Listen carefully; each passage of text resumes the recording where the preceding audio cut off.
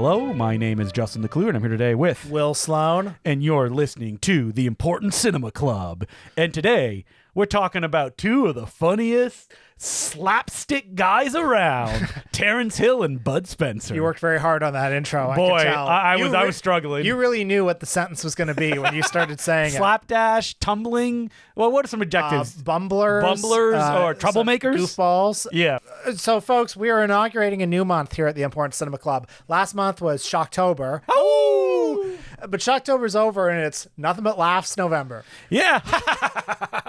International month. Yeah. Worldwide. Nothing but laughs worldwide. You know, in the past, we have done International Month. In a previous November, we spent International Month talking about movies from countries that we had never tackled on the show before. Yeah. But we're doing something a little differently this year. We're going to be talking about comedians who are hugely popular in one part of the world, maybe in many parts of the world, but haven't really crossed over to North America. If you're listening to this anywhere but North America, you may be like, well, Terrence Hill and Bud Spencer are one of the great comedy gods. What are you talking about? Stop listening right now. Yeah. Because I had never seen a Terrence Hill or Bud Spencer. Sorry, actually, that's not true. I'd never seen a Hill and Spencer movie before this week. I had, of course, seen Superfuzz. Oh, a Terrence Hill film. Which I think is maybe, aside from They Call Me Trinity, I feel like Superfuzz may be the film with one of these two guys that's crossed over the most. Because if you were a boomer or a Gen Xer, apparently a lot of them watched it on HBO. Superfuzz was a movie that Justin and I both saw at the University of Toronto. Like, the Cinema Studies Student Union played it for Cult Night.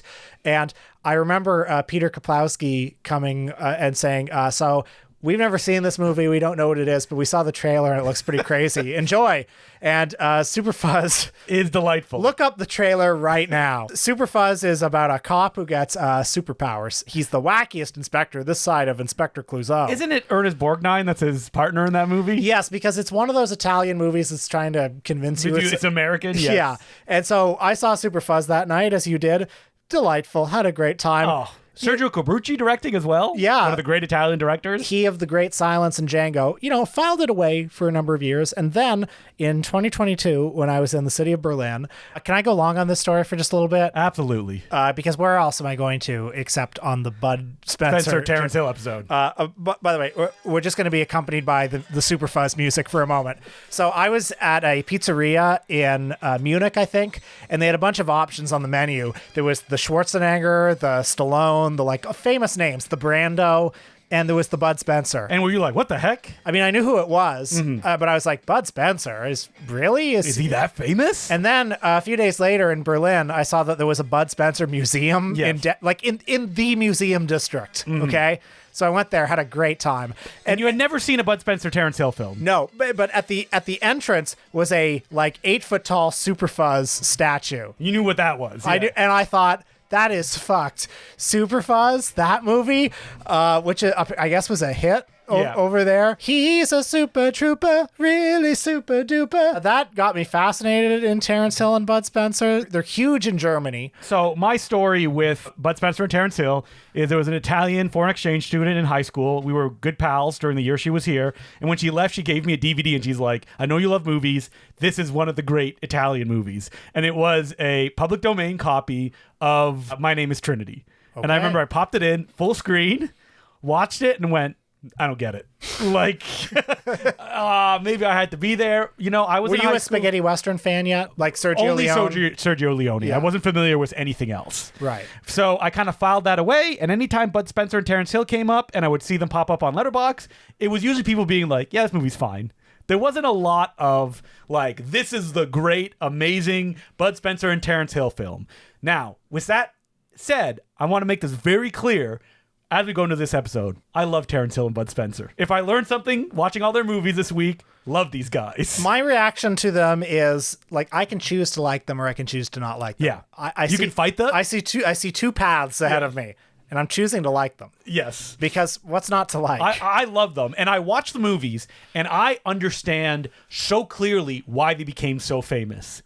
And I also understand why this did not travel in North America. Yeah, it took me a little while to figure out why they became so famous, because I feel like the impact of it So let's start with They Call Me Trinity. Or actually, let's start before that. Yeah. Terrence Hill, real name Mario Girodi, born 1939. And Bud Spencer, real name Carlo Pedersoli, born 1929. They were gigging actors. They were working in a lot of Italian films of different genres. Yep, Terrence Hill started very young, like I think 12 years old, started as an actor. He has a small role in Visconti's The Leopard, for example. Bud Spencer had a whole life before he became an actor. He was an Olympic swimmer. He did martial arts. If you look at young photos of him, he is a classical hunk in the way that he appears. Now, of course, like so many Italian actors, they were in the spaghetti westerns that were so popular in the 60s. Specifically, Terrence Hill looked a lot like Franco Nero. Yes. So he starred in Django ripoffs. That's right. And Terrence Hill, how can I describe his face for you? Amazing is how I describe it. The thing about Terrence Hill is he has an uncanny valley face, which, like, you look at it and it looks weird because of his blue eyes. And I think that what makes it work so well in comedy is he looks like a cartoon character. His eyes are so blue, like they cut diamond. It's Exactly, insane. yeah. Like, you thought Paul Newman's eyes were blue, you haven't seen anything. And then his cheekbones too. His face, like it's so lean, it's insane. And then you got Bud Spencer, who looks like Bluto. Yes, he looks exactly like Bluto. He looks like the funny, sometimes drunk uncle that you may have. The two of them appeared in 3 spaghetti westerns together in supporting roles. God Forgives, I Don't from 1967. Terrence Hill starred in it, but Bud Spencer was in it as well. Then Ace High and Boot Hill from 1968 and 1969, respectively. These were basically serious spaghetti westerns. There were some of them had a little bit of comedic elements. I mean, they all had comedic elements. But then came They Call Me Trinity in 1970, and this is a turning point in the spaghetti western genre. Some, like Alex Cox, the filmmaker Alex Cox, would tell you that this is where the genre died. Sergio Leone said that it was a blow to the spaghetti western genre because filmmakers like him were very serious about the genre. What I will say about that, though, is this is what strikes every cycle. Every cycle. Every trend. Eventually, there is the comedy version or the self-parody What I version. would say about spaghetti westerns is you can complain about the change here if you've watched every spaghetti western that was made up until this point, to which I would say good luck to you. Because there are hundreds and hundreds and hundreds of spaghetti westerns that were being pumped out in Italy, Spain, during this time. So in They Call Me Trinity, which for its first, I want to say 4/5 is a pretty normal spaghetti western. That's the thing, right? Is that there is a comedic kind of veneer to it, but for all intents and purposes, if you saw it disconnected, maybe like a 5-minute chunk here, a 10-minute chunk there, you would assume it is just kind of a straight ahead spaghetti western. The plot is a pretty stock spaghetti western plot. Terrence Hill plays Trinity. He's a wanderer, a guy who's so dirty that even after he takes a bath, he puts on his horrible, filthy clothes right back on again. He also has an amazing theme song. Oh, yeah. So good. I mean, you've heard it in Django Unchained. Here's the thing about these movies. You gotta like the theme song that's present in it because you will hear them 100 times in each movie. Bud Spencer is in the film as Bambino, who has become the sheriff of this lawless town. The sheriff has a short life expectancy in this town. And on the outskirts of town, there's a Mormon settlement. A group of Mormons are trying to build a settlement for themselves, but, cattle ranchers from the big city are trying to come in and take over the land. It becomes a standard story of Bud and Terrence fighting the cattle ranchers on behalf of the Mormons. Now, there's a lightness to their dynamic.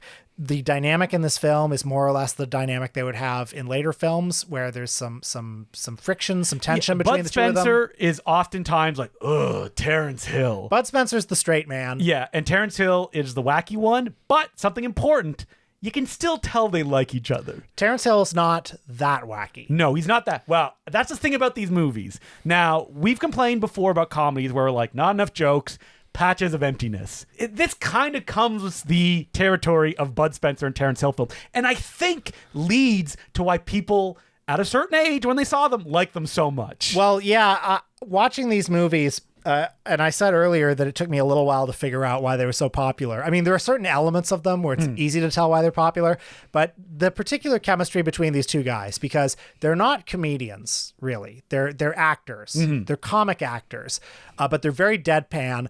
The closest analog I can think of is not so much Laurel and Hardy, but more like Burt Reynolds and Cannonball Run. Yes, Burt Reynolds and Dom DeLuise. Yes. The interesting thing, and I thought about this watching this, because these, for all intents and purposes, are the Hal Needham style films that Hal Needham and Burt Reynolds were making. The big difference is Terrence Hill and Bud Spencer are not smug.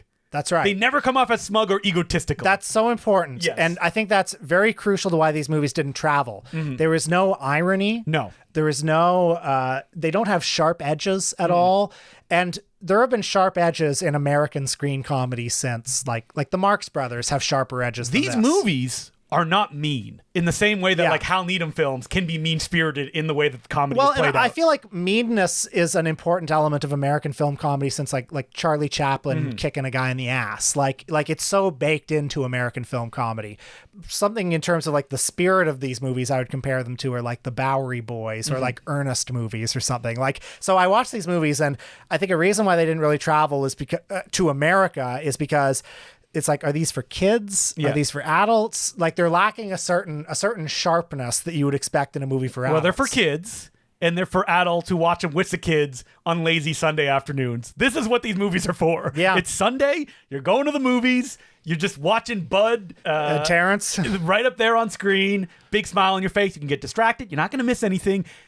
Another issue with these films, they are almost all 2 hours. I know. Now, I was watching this and I was like, is this a side effect of them coming out of spaghetti westerns, which do have a languorous pace? And if you're doing that kind of style in They Call Me Trinity, and that was the template that was set down, that they're all trying to imitate that. And also the director of They Call Me Trinity, Enzo Barboni, who worked up until then as a cinematographer, he was their guy that they kept going back to him again and again and again to direct movies. As I said, for the first like 80% of the runtime of They Call Me Trinity, it's a sort of light, middling spaghetti western. I think it's beautifully shot. Yeah, it looks great. It has all the pleasures that you would associate with the genre, but definitely second tier. And then there's the big brawl at the end. And how do I describe the brawl? It's kind of like the Adam West Batman show, the fights on that, crossed with, well, a little bit of what would become Jackie Chan. Like there are big stunts, big gags that are kind of complex, and there's no, unlike Jackie Chan, there's no grace, there's no like balletic beauty to it. But I think that's what kids like, watching something like this. Like there's no grace, there's no beauty, but there is like complexity. There is ingenuity to the gags. All the punches that are thrown are always giant swings. It'll miss by like 10 feet when they duck. None of it matters. But like there's choreography in the gags too. There's It's a like, lot of gags. It's very prop based. It's very like there's a scene in one of these movies where it's like Terrence Hill is on a pommel horse in a gym and he's like beating up guys on the pommel horse, and like Jackie Chan later, he does like clever things with the space. Yeah. But it's also, as I said, it's not beautiful. No. With all that said, I would not recommend My Name is Trinity to anyone who want to get into Terrence Hill and Bud Spencer. Yeah, I would recommend this if like you like spaghetti westerns. Yeah, I like spaghetti westerns, and boy, this is a slog at times. I mean, I don't know. I thought it was okay. And I thought it was okay. Yeah, I watched Trinity Is My Name. Same thing. Longer than the first one. But yeah, I was watching this movie, and again, like it feels to me like a bit of a long drive for a short day at the beach to get to the big brawl at the end. But I guess this brawl, and reading some of the reviews from the time, this was people hadn't seen anything like that. People were so used to spaghetti westerns that to see it end to see it end this way, in this like really overtly comic way, blew people's minds. And the thing is that like this kind of brawl is just an extension of what you would see in Poverty Road westerns, where all those films always ended in big sloppy brawls, oftentimes shot in one big wide shots. Yeah. So let's move on to, this is the one I would recommend if you want to watch a Terrence and Bud movie. Watch out, We're Mad. So yeah, after They Call Me Trinity, there were 3 more movies. There was Trinity Is Still My Name, the sequel. There was something called Blackie the Pirate. Bud Spencer's not in it that much, which is why people don't recommend it. Blackie the Pirate is a more serious movie. And there's All the Way Boys, which didn't have great reviews from what I saw online. But Watch Out, We're Mad from 1974. That's the key one. That's the one that the fans like the best. That appears to be like the pinnacle. And the one where they really figured out the formula. And boy, this one comes like smashing out of the gate with a huge Smokey and the Bandit style car chase.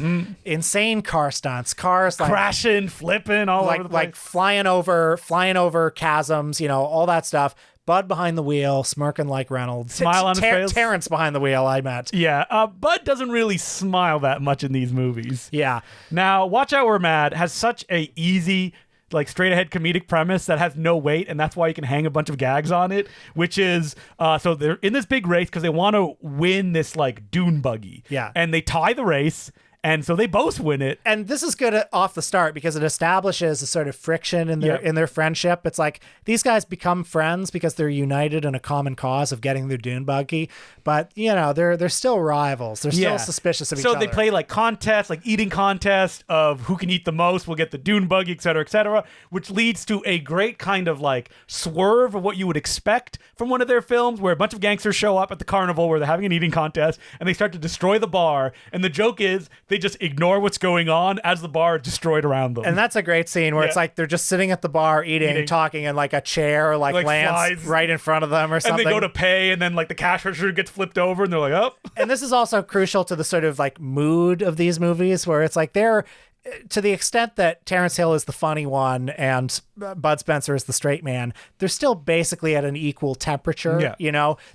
They don't mug these guys. No. I mean, they mug with their bodies. Well, Terrence Hill is probably the biggest mugger if you're going to talk about, just because he's always smiling and like. Yeah, he's the most expressive, I suppose you're right. But like for the most part, though, they're at a Burt Reynolds temperature. And again, these movies are very leisurely paced. Nothing is happening with any kind of suspense or pressure. Okay, so this is another thing about watching these movies in the context that we're watching them in, because generations of Italian kids, not just Italian, German kids, Asian kids, Belgium kids. I read some people they were like every summer when school would end, we would watch another Bud and Terrence movie. They would watch these movies, playing Legos, sitting on their stomachs, watching it on TV, and they just stumbled on these movies. I'm watching it in the context of this podcast where it's like I'm a fucking 36-year-old man, and it's like, all right, here's the most popular comedy thing ever in Germany, and explain it. So I feel like I didn't organically develop affection for these guys. You know what I mean? I hope that will continue as my life goes on.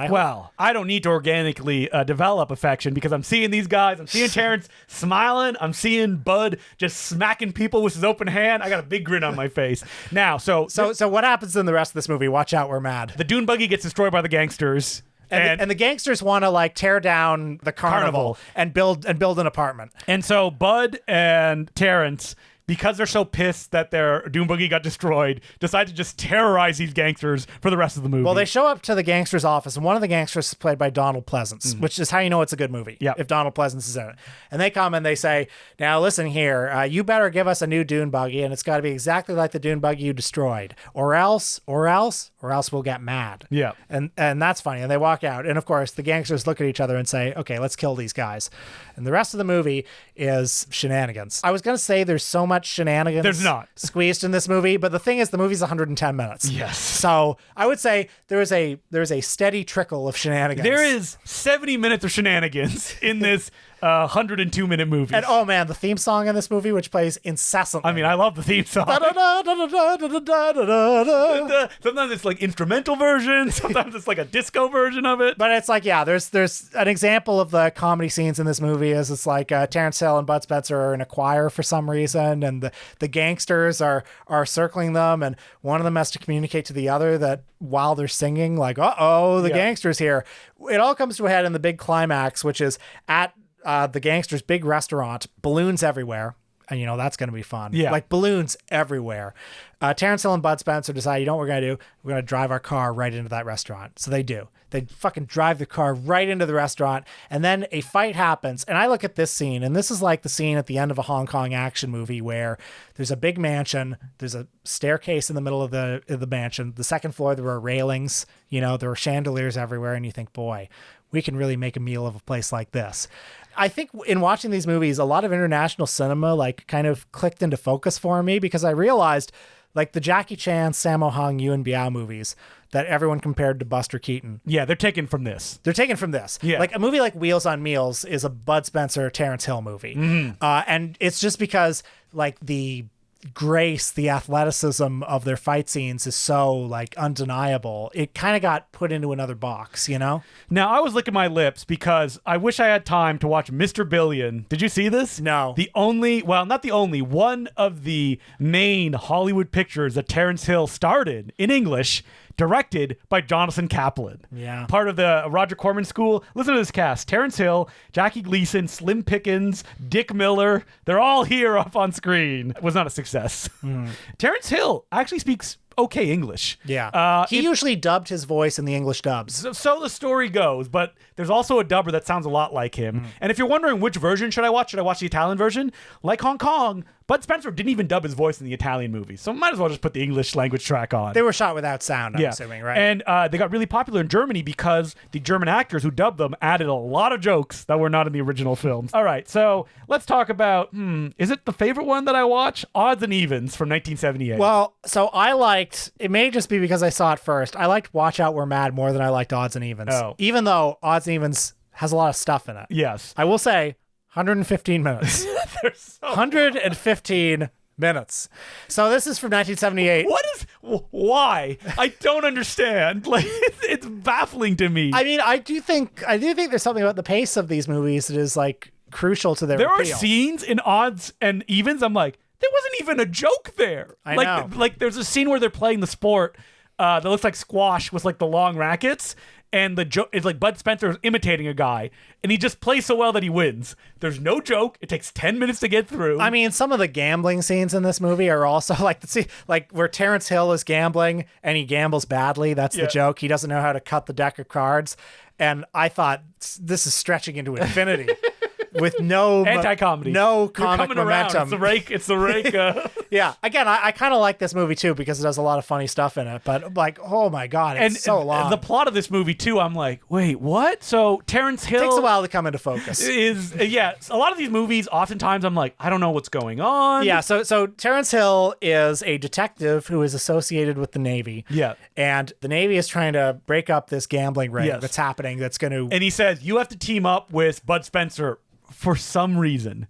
And so Terrence Hill does this. I think Bud Spencer's his brother in this film. Yes, but that's only revealed later, like an hour in. And Bud Spencer doesn't know Terrence Hill is his brother until later on. Yeah. And so you think it'll be a like road movie where Bud Spencer is a trucker who used to be a gambler who doesn't want to gamble anymore, but Terrence Hill needs to get him on his side, but it involves like dressing like a nun. And Bud Spencer also owns a dolphin that Terrence Hill can communicate with. You know what I might also compare a movie like this to? It's kind of like an Indian masala film. Yes. Where like there's more stuff in Indian movies. I mean, like stuff per minute? Not always, I would say. Those are 3 hours long too. Yeah. But I can imagine having a similar experience where it's like, yeah, you know, you're here, you're watching this movie for a really long time, but you don't necessarily have to pay attention to every scene with equal focus, so you know? This is what all these movies will have. A theme song that will be repeated ad nauseum. Bud Spencer will eat beans. Oh, yeah. He loves beans. He loves beans. There will be 2 fight scenes. No more, no less. That's it. The last one will last 10 minutes. There will be a lot of gags in it. The amount of gags in this one, Odds and Evens, I was laughing my head off. There's like a gag where Terrence Hill jumps behind a bar, and then the guy goes to punch him, and he's like, "What drink do you want?" And the guy's like, "Oh, vodka." And then he picks a bottle of vodka and smashes on his head. That's making me laugh. Yeah. They do all their own stunts, basically.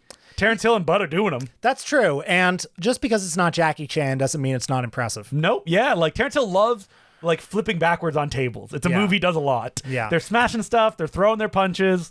A lot of fun, a lot of laughs. But, you know, as complicated as some of the gags are, it's never like you watch a Jackie Chan movie and it's like, oh, he's like a dynamo. He's superhuman. No, that never crosses your mind. Yeah. In these movies, they are very human scaled. But does it make it more approachable for people? I think so. Yeah. It's never elevated enough to be alienating, which I think is why people can fall into it. I think much of the charm of these movies is that they're kind of sloppy. Mm-hmm. Yeah. And this extends to their length. They're 115 minutes long. They sprawl out. They've got a lot of gags. But there's not that many gags. And I think in those moments, it's vibe. But that's the thing, right? Is like, but they're almost in every scene. Yeah. So it's like you just like hanging out with them. That's right. That just their sheer presence is enough to like, oh, I just like seeing, Terrence and Bud. So can we talk about their presence just a little bit more? Yeah. Because again, they're a little bit more minimal as screen presences than I might have expected. Yeah. That's what Bud does. Yeah. Bud's Bluto. He wryly smiles sometimes. He squints out of his little peepers. And then Terrence Hill grins with his incredible face. Mm-hmm. And the two of them have back and forth conversations that are kind of mellow, kind of low key while chaos happens around them. Like they don't hate each other, which I think would be very easy to happen in these movies. There's a kind of grudging affection, like game recognizes game between them. Mm-hmm. That's the core of their bond. They recognize each other as kindred spirits, but they're also rivals. And you never get a sense of one getting more screen time or more kind of like power over the other. Terrence Hill is often the de facto leading man early on. Well, because he's the handsome one. He's the handsome one. But once they get together, you never feel like Terrence Hill is the domineering one or Bud Spencer is the domineering one. Because Bud Spencer is so aloof that he's kind of like going and he's like, I don't want to really do this. But that's why it's enjoyable to watch him kind of fall into these situations. Do you see any of Sergio Corbucci in Odds and Evens? Not at all. Yeah. Sergio Corbucci is putting the camera down and he's going, roll it. And that's pretty much it. Now, he directed a bunch of Bud and Terrence movies, but that's probably because they made money. So they're like, bring the guy and let's just do it one more time. Now, they starred in 18 movies together, which is less than I thought it would have been. Well, especially given that the first 6 or 7 of them, they're kind of figuring it out. No, it's not like Abbott and Costello where they made like 35 movies. There's between Watch Out We're Mad from 1974, which is like the golden age one, and then Miami Super Cops in 1985. There's a run of, a movie every year, basically. At that point, I guess the cycle had wound itself down, and they returned in 1994 with a kind of one-off reunion movie. This wasn't apparently it was not intended to restart the franchise. No, but it was they're old at this point. It was also the 25th anniversary of They Call Me Trinity, and so it was a nostalgic revival. Now, did you watch Troublemakers? Yes, I did. Okay, so did I. I like this movie. I love Troublemakers. Yeah. I just love hanging out with old guys doing their shtick. And what's great about this movie is it's not like, oh, look at them, they're so old. It's just another one of their movies with a 90s sheen. I completely agree. It's another one of their movies, but it doesn't hide the fact that they're old. No, it doesn't. Yeah, it's not really revisionist at all. Although the fact that it's a 90s sheen, the fact that it came out like 4 years after Dances with Wolves Here's the thing. is crazy. Terrence Hill is directing this movie, and so it's a little slicker than every other movie before it. Yes, it has a surprising stylistic verve at times. But it's the same thing. You get 2 fights. You get them in a bunch of shenanigans that are not too fast-paced, but it's all about you're just happy to be hanging out with these 2 guys. Well, and the dynamic between them is the same as it always was. The premise is Terrence Hill wants to get his brother Bud to go visit their mother for Christmas, and he has to trick him into doing so because Bud and their mother do not get along. And then, of course, there's a lot of other stuff that happens from beginning to end, but that's the core of the dynamic. And it's a love-hate relationship between the 2 of them, a lot of betrayals, a lot of double crosses, a lot of tension. But it all ends, as it always does, with a big brawl. Oh, what a brawl. The biggest brawl. Yes. And what I love about this is that there's a really funny joke that it's Christmas, and there's like 100 guys walking to the house, guns pulled, but they hear the angelic sounds of children singing, which causes them to all drop their guns and then just rush in with only their fists, which leads to an endless brawl, just packed with like more gags than one movie can handle. And I think that's there's something about the special magic of this movie where, it's a completely ordinary Bud and Terrence movie, but what's extraordinary about it is the fact that they're much older. Yes. I kept expecting it to be like, oh, one last ride or something like that, and the movie never does that. Except I think there's something of that just implicit in it. Well, yeah, because they're old. It doesn't underline it. No. And the fact that it ends with a bigger brawl than we've ever seen before, I feel like also underlines it, where it's like, okay, one last go around. Here's a big scene to show that it's like we're better than we've ever been. And now I'm surprised and now it's over. That like if you look at reviews, like people don't like this movie, which is crazy. Which they're not children when they see it, and that's why. Like you see reviews and they're all kind of like, oh, isn't it sort of sad? Yeah. And like, I don't think it's sad. Yeah. No, yeah. But no, you're right. They're not children. Yeah. Because if you look at any of the movies we've talked about, the front of the page will be like 4 stars, 5 stars. Like, Bud and Terrence, I love hanging out with my good friends. I was like, yeah, you saw these movies when you were 8. That's why you have that much affinity for this them. is the same. Yeah, the same as any of them. Yes. In some ways, it's a little better than some of them because, again, the filmmaking is stylistically quite strong. Oh, in Troublemakers. Yes, I would agree. Yeah. While the other ones, like, he may have been a cinematographer, but Enzo Barboni is the most like, put the camera down, just film the scene as simply as possible as you can get. And Terrence Hill in interviews actually said that that's what he really liked about making the Enzo movies, is that there wasn't that kind of, stylistic, heaviness to them or I guess any direction or any control. It was just kind of do what you want very lightly. There's not that much violence. Like the violence in these movies, there's never any pain in these films when there's fighting. But it's also not the Three Stooges. That's what I mean. Is that there's pain in the Three Stooges. Yeah. But there's also in the Three Stooges a kind of rhythmic, comedy to what's happening, and that's not really present in these pictures. I mean, I was also reminded a little bit of like Robert Altman's Popeye, where it has that sort of uncanny quality of like real life people doing cartoon violence, but I do think it's a little bit more grounded than Robert Altman's Popeye. Like, it really feels like stuntmen doing feats that are impressive but physically possible. Like, the wackiest you'll get will be like a guy keeps getting punched in the face and he's spitting out his tooth. Yeah. Which happens in one of the movies in the climax. Now, were you interested enough to want to go and explore the ripoff Terrence and Bud movies starring your favorite actor, Paul L. Smith, of Popeye fame? The real Bluto himself. Yes, because he starred in a series of films, Carambola. He does like 3 of them, where they're just Terrence Hill, played by Michael Kobe, and Paul Smith doing his best Bud Spencer impersonation. These movies are hated. Now, on the positive side, 84 minutes. Yeah. Well, they figured it out. And they're directed by Ferdinando Baldi, the guy who did some fun movies like Django Prepares a Coffin, Coming at Ya, Treasure of the Four Crowns, Blind Man. Maybe there's something there. Blind Man's a great film. I love that. Well, not great, but I like it. So, watching these movies, I think I truly locked into loving these guys. I cannot say I love the movies, though. I think they're like, at best, 3.5-star movies for me. I agree. Yeah.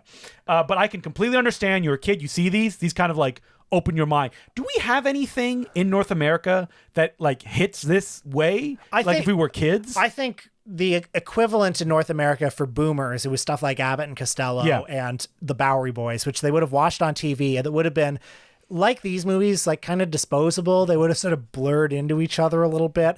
I kind of feel like, because these are these sprawling mass of movies that are very similar to each other, one after another. It's just like those movies I mentioned where they're just constant TV fodder and the differences between them don't really matter. It's just this one long movie. Unlike the Bob Hope and Bing Crosby movies, these are genuinely fun to watch. Well, yeah. I mean, I like the guys, I like the gags, and I do intend to see more of these before I die. Here's the thing about slapstick. It's funny. And if you don't think it is, I feel very bad for you. Yeah. Like, what is comedy if there is not, like, what are you looking for in comedy, do you think, if you're like, slapstick is dumb and I don't like it? I think my final statement on why this didn't cross over to America really is because for adults, it was too silly, it was too goofy, it was too simple. And for kids, nobody thought to play it for kids because it looked too adult. It doesn't have kids in it. It doesn't have like it's about like the Bowery Boys, like alcoholic 40-year-old men. Well, kind of, yeah. Like these movies are set in the adult world. You know what I mean? Yeah. So I would recommend, if you want to check these out, watch Out We're Mad, maybe Odds and Evens, and Troublemakers. And I think Troublemakers, you don't even need to have watched like 10 of them to get what they're going for. Well, I'll say, yeah, I watched my first Bud and Terrence fucking movie a week ago, and I was weeping. Troublemakers. Like, I love Troublemakers. Boys. Troublemakers end so abruptly. I'm like, wait, it's over? That's it? Yeah. Good Christmas movie, because does take place during Christmas time. Well, Nothing But Laughs November kicks off worldwide. Yeah. You want to say Bud and Lou every time we say their name, don't you? I do, because those are my guys. Man, I watched Hold That Ghost again recently. Fun movie. What a great film. Yeah. Lou Costello. Now, Bud and Lou, I don't know if they get along as friends watching those movies. That's your problem with those movies, yes. that Abbott is always so mean to Costello. Yeah, he's very abusive. I think I looked at my review on Hold That Ghost, and I was like, one of the jokes is just that Abbott beats Lou mercilessly as like, Lou is like, please don't hit me anymore. Well, Lou had to be told. What can I tell you? So, as per usual, you can send us letters at importantcinemaclubpodcast@gmail.com. Our first letter, boy, this is going to be a tough one, Will, because I read this letter and I was like, oh man, I don't know what the answer to this question is. It is from Jake, and he asks, hey, Justin and Will, have you ever had your hopes and dreams crash down before your very eyes? Yes, repeatedly. I wrote an entire manuscript about the career of a significant blockbuster director who I shall not name for fear of him attacking me, and even got it under contract with a publisher. After thinking it was all done and ready for the presses, I got a long-delayed response from the subject, who said he was willing to read through my manuscript, provide notes, and give me what he called his full cooperation. My publisher agreed to delay the publication since the subject's involvement guaranteed heightened interest. At first, the director was tough but fair at his criticism, all of which I took in stride. About a third of the way through the manuscript, though, he left the following comment. No one cares. No one is going to read this. It's too gushing, glorifying, and mostly bullshit. I don't support it. I suggest you shelve the entire project until after I'm dead. Seriously. Furthermore, he frequently brags about how litigious he is, clearly to intimidate me. Michael Bay? I think that's who it is. It has to be, Okay. right? Yeah. He doesn't say. When you say blockbuster director, Michael Bay. Like, what other blockbuster director is? I'm like, Steven Spielberg. Michael Mann? You haven't finished reading the letter, but I would like to offer advice. No. Yeah, I'll just finish it. How the hell do you keep a project alive after being told all that? Even when the manuscript, which treats him extremely well, I'll add, is finished. I put a year of my life into this, my first ever book, and this is how it all ends. I'm crushed. Am I doomed to a life of letterbox reviews being my only contribution to film discourse? Please say it ain't so. Anyway, big fan of the podcast. You guys rule. Thanks, Jacob. Okay, well, this is really hard to hear, but but Jacob, what I would tell you is don't listen to this guy. Just publish the book. Just publish the book, because something you have to learn as a critic is just because you write about somebody doesn't mean they're going to like it. Yeah. You're not writing for them. And in fact, as we all know, the artist is oftentimes anything but the best judge of their own work. They're certainly anything but the best judge of criticism of their work. Yeah. You have to be comfortable with the idea that just because you love the artist and you think you have insight into them doesn't mean they're going to appreciate it, because you're not writing for them. Please publish the book. You should publish the book. I'm sure the book's great. Yeah. And what is this guy going to do? Yeah. He's going to sue the publisher for publishing a book about them? Yeah. Like, and I'm sure from what it sounds like, you wrote like reviews and analysis of the films. Yeah. So, and the person will probably just ignore it, especially if they're a big famous blockbuster director. What this famous director also has to realize is that when you create something, it doesn't really belong to you anymore. Like your career, you put it out into the world and people run with it. Mm-hmm. People have their own interpretations of it. So yeah, just ignore him. Find a way to publish it. Even if your original publisher doesn't want it, just find a way to publish it. And yeah, just be comfortable with that. Would I have some more names? Christopher Nolan. I don't think he would involved. Yeah. James Cameron. Maybe. But like the thing about all the directors I named, there's tons of books about them. Yeah. Like even Michael Bay has books about him. Like it's not anything new. Yeah. So I don't understand what the issue is. I would also say pick up Sean Levy, not the director Sean Levy, but the writer Sean Levy. Sean Levy wrote a biography of Jerry Lewis called King of Comedy. Great biography. And the epilogue of the book is him talking about working with Jerry Lewis. Jerry Lewis was very briefly, like, he interviewed him a couple times early on, and their acquaintanceship ended with Jerry Lewis going on a tantrum because he brought up The Day the Clown Cried, and Jerry Lewis calling him an insensitive prick, stuff like that, kicking him off his boat. And him saying, the thought of spending 2 years working on this book with somebody who just hurt me like this was painful. Mm-hmm. But, at the end of the day, death of the author. And who could forget the great introduction to Everything is Cinema? Brody didn't write about this in the book, but he wrote about it. I thought he wrote about it in the epilogue to the book. He actually did. He wrote about it in the New Yorker article. Oh, okay. Where it's like he went to visit Godard in rural Switzerland. Mm-hmm. He interviewed him. He thought they had a nice meeting. And then the next day he showed up at the office and there was a note on the door that said, I thought our interview was really bad. I won't be taking part anymore. No, wait. Something there was like also, that. You're stupid. Was part of that note, I believe. Yeah, so something like that. And then he saw Godard at a restaurant later that day. So imagine how he felt. Just no author will react positively to a book about their work. There's just no way. They're too close to it. They have a perspective that no one else can have. That's right. They will always react negatively to it. And so this is a tip. I know Jake cannot keep this in mind. Like, if you're writing about an author, do not get them involved with the work. That was something I did with Albert Pune. I was like, I don't want to talk to him. I don't want him to read the manuscript. I don't even want to interview him, because if he doesn't like the stuff that I write, like, he'd be like, oh, and I did an interview with him and it's in the book. And I think that makes the book more interesting because of that. So. Yeah, and it keeps you more honest, frankly. Yes. So unless it's an interview book. Well, in which case, then that's a different kind of book. That's a different kind of book. So, Jake, I wish you the best. I hope the book can still come out. And I'm excited to find out what it is, frankly. Mm-hmm. Michael Bay. It's Michael Bay. Ooh, like that note reads so like Michael Bay. What blockbuster director? I'm trying to think of who else it could be. I mean, when I think litigious. Yes. Michael Bay. Yeah. Top grossing directors at the worldwide box office. Like, he's not writing a book about the Russo brothers, I don't think. And I just don't see Spielberg getting involved. Like Ridley Scott, J.J. Abrams, Robert Zemeckis, Ron Howard, Sam Raimi. it has to be Michael Bay. Yeah. Like, I hope you're not writing a book about Bryan Singer. Maybe Gore Verbinski? When your book comes out, let us know. Zack Snyder? Could be Zack Snyder. It could be Zack Snyder, yeah. I doubt it, though. Zack Snyder, by all accounts, is a fairly easygoing guy in real life, which you wouldn't necessarily guess from the art. Christopher McQuarrie? No. No, you don't think so? Well, Okay. hey, who knows? I was searching the Jake's name to be like, is there any articles? And nothing Michael Bay. So, maybe that's I could be wrong. Could be wrong. Sorry if we're slandering you. When I read this, I thought Michael Bay instantly when it Yeah. popped up. So thank you very much for that letter, Jake, and best of luck. And I can't wait to see when the book comes out. Alrighty then. Alrighty then. Smoking. Hey, I'm in the Truman Show now. Are you picking up the new The Mask 4K that Arrow is putting out? No. No. How? You need to watch the film in the best quality possible, no? I don't often watch The Mask anymore, I'll be honest. Man, I watched it recently and I was like, I want to say recently, 5 years ago, didn't hold up in the way that I remembered. Oh, I'm sorry to hear that. But maybe I need to watch it in 4K. I was thinking we should do an episode, Jim Carrey. The year of Jim Carrey. The Mask, Dumb and Dumber. Ace Ventura was the same year? Yeah. Yeah, all those three Let's movies. do it. Yeah. Nothing but laughs. Worldwide. Well, he's Canadian. So our next letter is from Marco. And he weirdly says, you mentioned Bud Spencer and Terrence Hill on the podcast lately. So here's another thing Germans used to be bizarrely obsessed with. Uh-oh.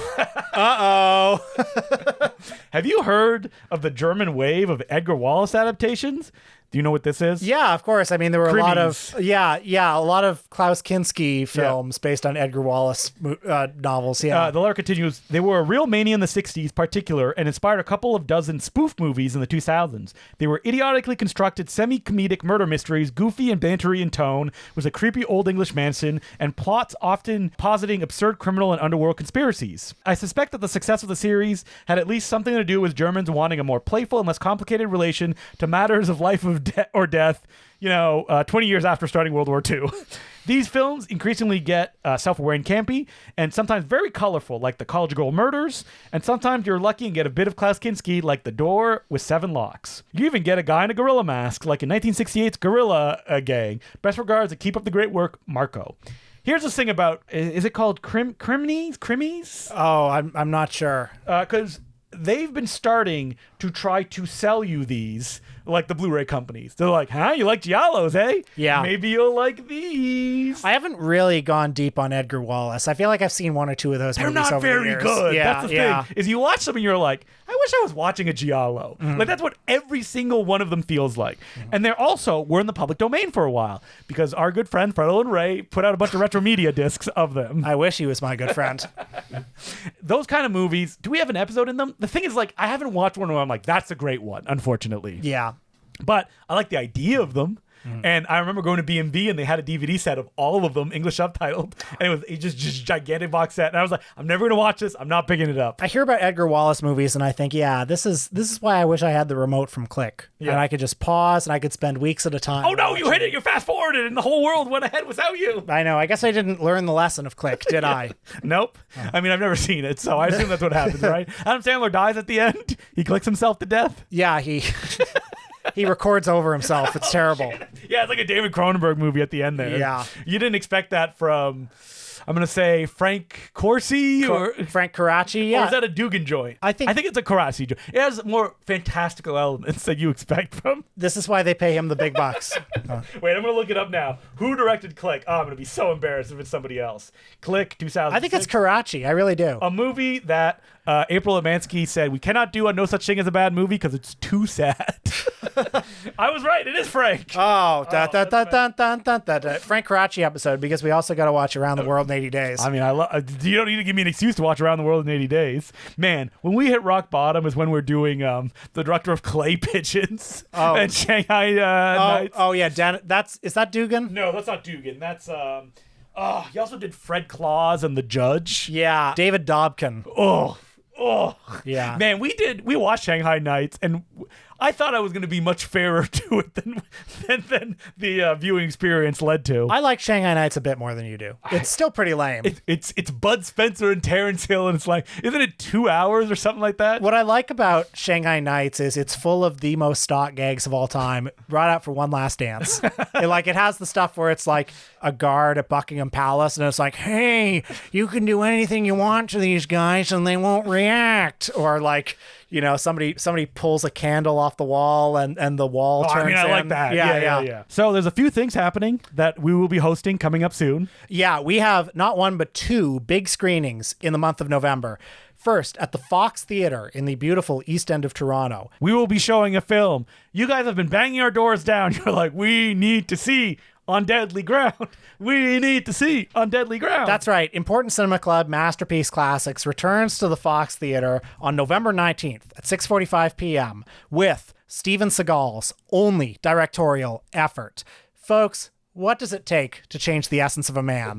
This is the movie that this was Steven Seagal's blank check movie. This is the movie he made after Under Siege. He got to direct the film, and he made a heartfelt film about the environment. And this movie kills us a crowd. It'll be so much fun. It's so good. And we'll be there. We're going to introduce it. There's going to be a zine that you can get there. Yeah, free. A Steven Seagal-related zine that you can only get there. November 19th at the Fox Theatre. And then on Saturday, November 29th at the Hot Doc Cinema in Toronto, in the beautiful Annex neighborhood, we're teaming up with Hot Docs to do a live podcast recording alongside Leo Carax's It's Not Me. A subject we have never done on this show. We should probably get to that before we do our screening. I mean, I love Leo Carax. Yeah, me too. We've never done an episode on him. Yeah, so we're going to study up. But it's not... The talk will not be about him. I think that SA Films directors kind of analyzing their own work. Because It's Not Me is his recent mind-bending self-portrait film. We're going to show that film, and then we're going to talk about it after, as well as films like it. So that's Saturday, September 29th at 7:30 p.m. You get to see a great film by one of the leading filmmakers of our era. And then you get to see... Two bozos. I was going to say... Two idiots. The leading film figures of our lives right now, me and Will. Evenly of our lives. Yes. You're right. We are the leading film figures of our lives. Very specific. With evenly matched with, Leo Carax. Come on. It's going to be great. So we got Seagal. We got Carax. Two great tastes that go great together. All in the month of November, so come on out. And next week, listen, we did Terrence Hill and Bud's... On our Patreon. Oh, okay. Right. Very special. On our Patreon, we are returning to art criticism. Yes. Because we are reviewing the covers of Looney Tunes comic books from the 50s, 60s, and 70s. So I was shocked. I thought we were going to look online, look through these covers. Will brought a giant stack of comics that he has. And here's the thing. If you know Gold Key Comics, they did Looney Tunes comics all through like the 60s and 70s. They're notoriously one of the worst comic book companies ever. And the covers are some of the most inexplicable pieces of graphic art I've ever seen. Yes. So we go through them and rate them. We rate them on 2 scales. Laughs from 1 to 5.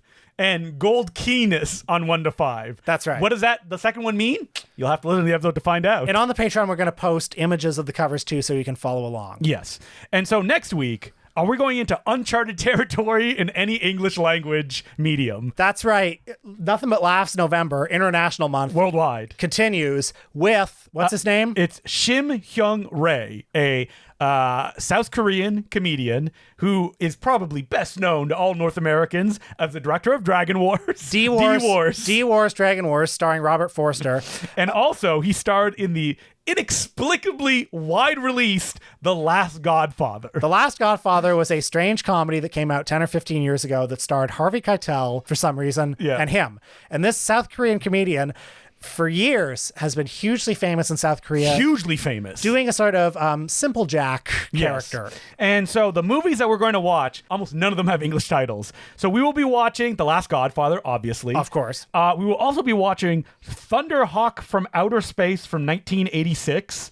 And I think the other one that I wanted to watch was Yonge and Jamachili, because this actor played Young-gu throughout his career. Young-gu was his character. That's his little tramp. And like even in The Last Godfather, he's playing Young-gu. So we'll definitely be watching those 3 films. If you look on Letterboxd, there are no logs. If you want to find the movies, get the South Korean names, put them in YouTube. It'll come up. So that's what we'll be doing next week. I'm very excited. I showed Will some clips and he was like... I can't wait. And so until next week, my name's Justin Decloux. I'm Will Sloan. Thanks for listening. I'd like to thank some of our new patrons who include Mason Colburn, Rainy Day Jules, Kevin McClure, Trav, Alex Helms, EO, Brian Hammonds, Alan Butt, Ty, Bennett, Ben Downey, Aaron, and Greg Eggbean. Thank you very much for becoming patrons. We would not keep doing this without you. So I saw that you went to see on beautiful shimmering 35mm film Ernest Scared Stupid. Oh, yes. I was heartbroken I couldn't make this screening, but the review cinema played Ernest Scared Stupid.